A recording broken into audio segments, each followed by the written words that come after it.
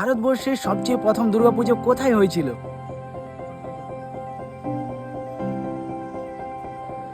আর 2 মাস পর দুর্গাপূজা। এই দুর্গাপূজাতে আপনাদেরকে দেখাবো সবচেয়ে প্রথম দুর্গাপূজা কোনখান থেকে শুরু হয়েছিল।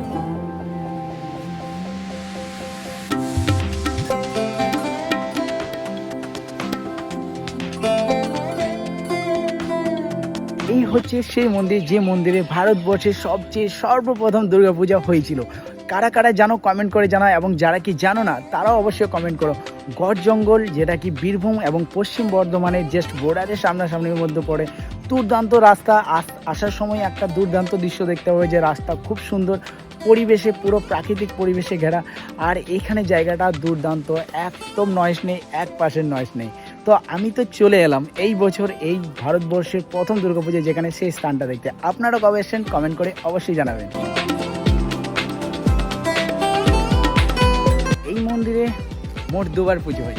একবার হয় যে দুর্গাপুজো আমরা অনুভব করি, যে দুর্গাপুজো পুরো কলকাতা, দুর্গাপুর, আসানসোল মেতে থাকে, সে একটা দুর্গাপূজা। আর একটা দুর্গাপুজো মানে যেটা কি বাসন্তী পুজো, সে পুজোটা কিন্তু এখানে খুব দুর্দান্ত হয়।